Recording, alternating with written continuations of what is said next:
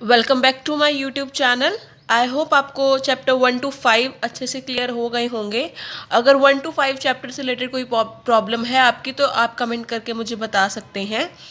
आज हम स्टार्ट करने जा रहे हैं हमारा चैप्टर नंबर 6 जो कि हमारा EDI, electronic data interchange and e governance. So देखिए EDI है क्या, EDI का कंसेप्ट क्या है, मतलब इसका काम क्या है।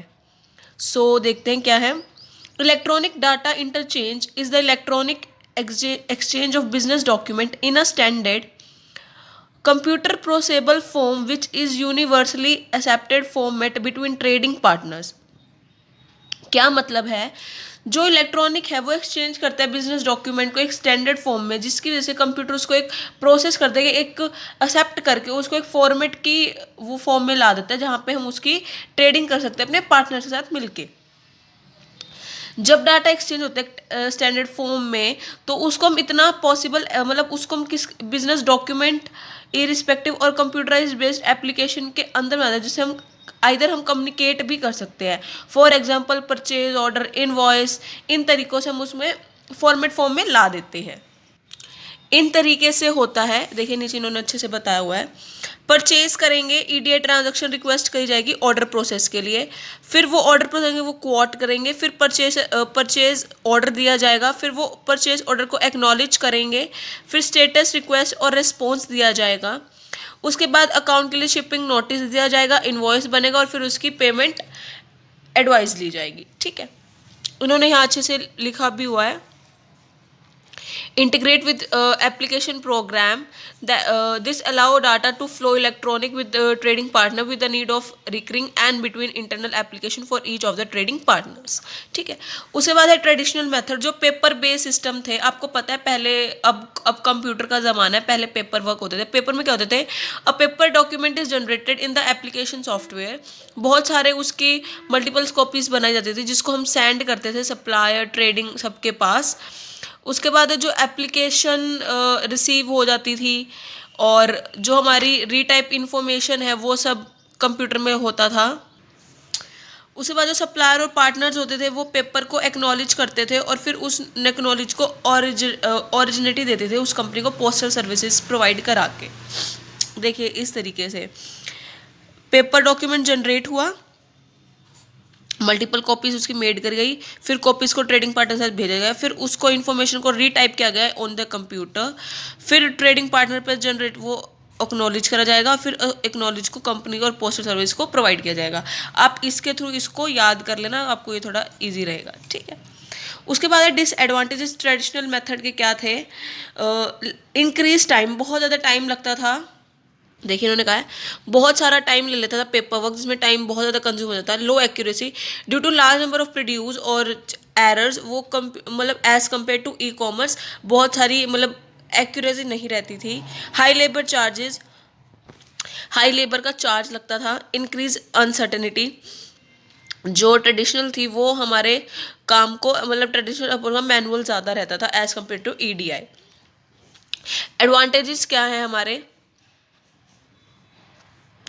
एडवांटेजेस देखिए सबसे पहले नो रिकरिंग इज रिक्वायर्ड, मतलब रिकरिंग की रिक्वायर्ड नहीं होती थी, डाटा हमेशा एंटर्ड किया जाता था as a software. Lower cost, EDI में बहुत कम कॉस्ट लगती है। इम्प्रूव्ड कस्टमर सर्विसेज, जो कस्टमर की सर्विसेज है वो इम्प्रूव हो गई थी, काफ़ी अच्छी हो गई थी, और जो एरर्स है वो हमारी डिक्रीज हो गई थी। इफेक्टिवनेस, इंफॉर्मेशन बहुत ईजिली मैनेज कर पा रहे थे। लॉन्ग टर्म स्ट्रेटजीज बेनिफिट्स देखिए क्या है इसके, जो स्ट्रेटजी में अपनाए जाते थे। क्वालिटी और स्पीड बेटर हो गई थी, कॉम्पिटिटिव भी मेंटेन किया जा रहा था, कॉस्ट की रिडक्शन हो गई थी, बिजनेस का रिलेशन इम्प्रूव हो गया था, सेल्स में एक्यूरेसी आने लगे थे और जॉब सेटिस्फैक्शन भी इम्प्रूव हो गया था। ठीक है, ये सारे उसके बाद। अब उसके बाद आते हैं कॉम्पोनेंट्स। 3 कॉम्पोनेंट्स दिए हुए हैं, EDI standards, EDI software and communication network. सबसे पहले देखिए EDI स्टैंडर्ड्स क्या है।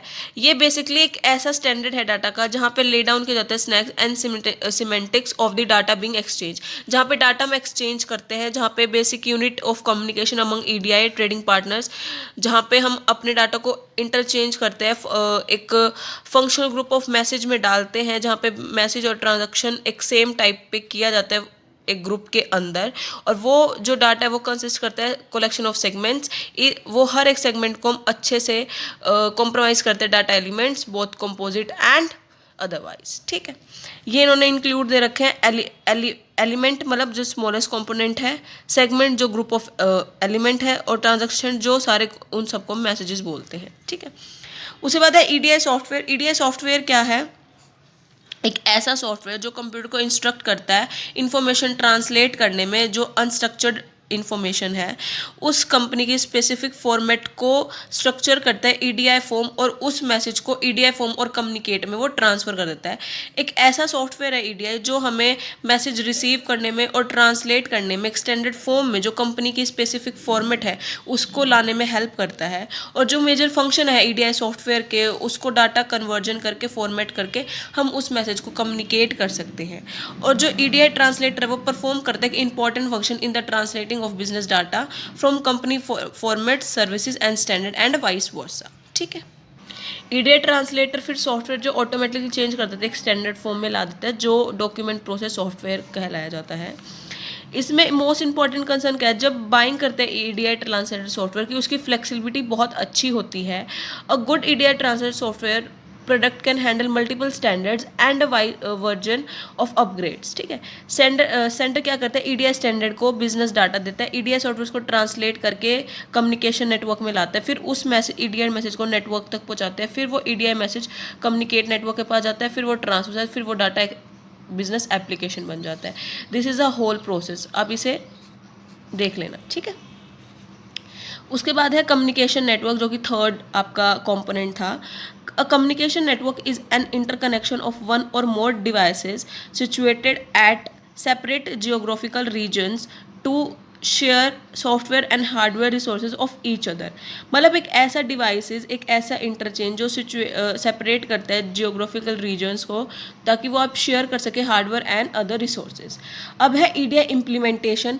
ये बहुत इंपॉर्टेंट है, आपके एग्जाम में आ सकता है कि हम ईडीआई को कैसे, मतलब ईडीआई के कंपोनेंट्स और इम्प्लीमेंट को डिफाइन करो। तो देखिए, सबसे पहले ईडीआई की इम्प्लीमेंटेशन कैसे होती है। सबसे पहले डेवलप द ऑर्गेनाइजेशन स्ट्रक्चर। सबसे पहले हम ऑर्गेनाइजेशन स्ट्रक्चर को डेवलप करते हैं कि हमारा क्या ऑर्गेनाइजेशन स्ट्रक्चर होना चाहिए। उसके बाद हम स्ट्रैटेजी अंडरटेक करते हैं कि हमें कौन कौन सी स्ट्रैटेजीज लगानी चाहिए। फिर एनालाइज करते हैं भी हम जब कंडक्ट करेंगे तो उसकी डेप्थ क्या होगी, क्या उसके अप्स होंगे, क्या उसके डाउन्स होंगे और क्या उसके अप होंगे, इन सबको। फिर हम बिजनेस फोकस ईडीआई सॉल्यूशन को डेवलप करते हैं कि हमारे ईडीआई के सॉल्यूशंस क्या होंगे अगर हमें ये प्रॉब्लम फेस करनी पड़ी तो। उसके बाद क्या करते हैं? Select the correct EDI network provider, जैसे like VAN value added network. हम सेलेक्ट करते हैं कि हमारे ईडीआई नेटवर्क के लिए कौन सा नेटवर्क प्रॉपर है, कौन सा नहीं है, ये सब।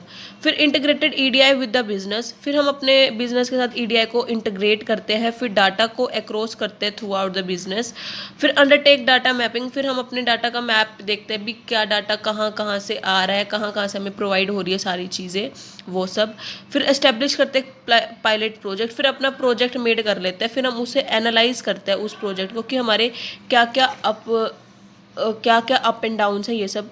फिर roll out EDI to business partners. फिर अपने उस रोल आउट को, फिर अपने उस पार्टनर्स को, अपने बिजनेस पार्टनर से डिस्कस करते हैं और फिर हम उसकी इम्प्लीमेंटेशन कर देते हैं हमारे ईडीआई नेटवर्क की। ठीक है, उसके बाद आती है हमारी ईडीआई की एप्लीकेशंस। हमारी एप्लीकेशंस क्या है ईडीआई की?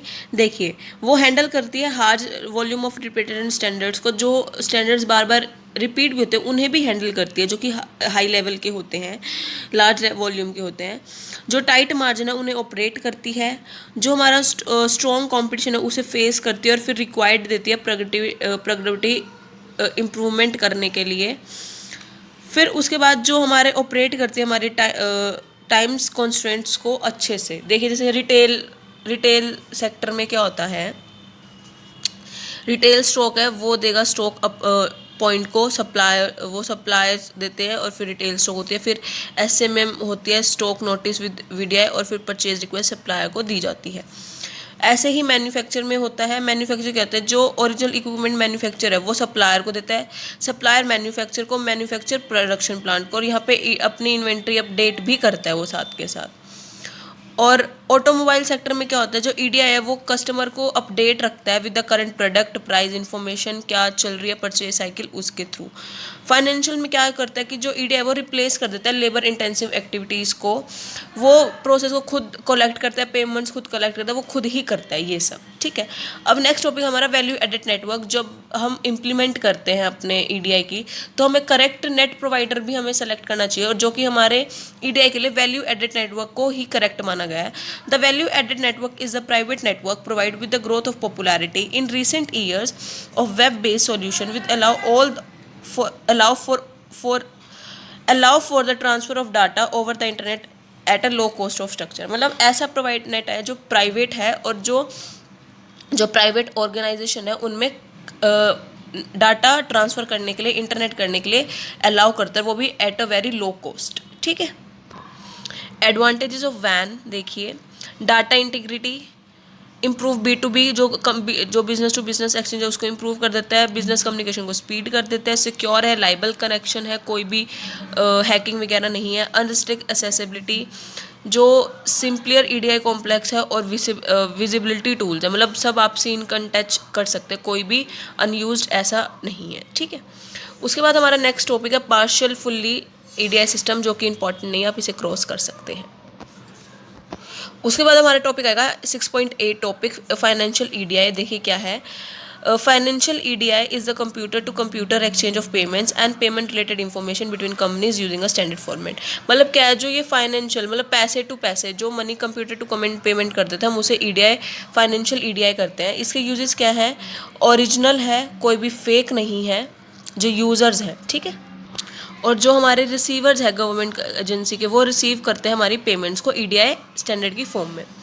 उसके बाद वर्किंग ऑफ ईडीआई क्या है, जो बायर है, ओरिजिनेटर्स है, वो ही पेमेंट इन्फॉर्मेशन को पेबल सिस्टम करते हैं, फॉर्मेट करते हैं हमारे डाटा को इनटू ईडीआई स्टैंडर्ड, ट्रांसलेट करते हैं इनटू कंपनी बैक, फिर bank then takes it to datas into necessary, फिर जो नेटवर्क है डिलीवर पेमेंट करता है, और फिर सेलर बैंक को करते हैं, और बैंक फिर क्रेडिट करते हैं सेल से। इसमें इलेक्ट्रॉनिक ट्रांसमिट होती है डाटा की with payment related information. Benefits देखिए कितना, बेनिफिट्स ऑफ ईडीआई और फिर benefits of financial EDI bank, आप ये खुद देखना और खुद पढ़ लेना, ठीक है।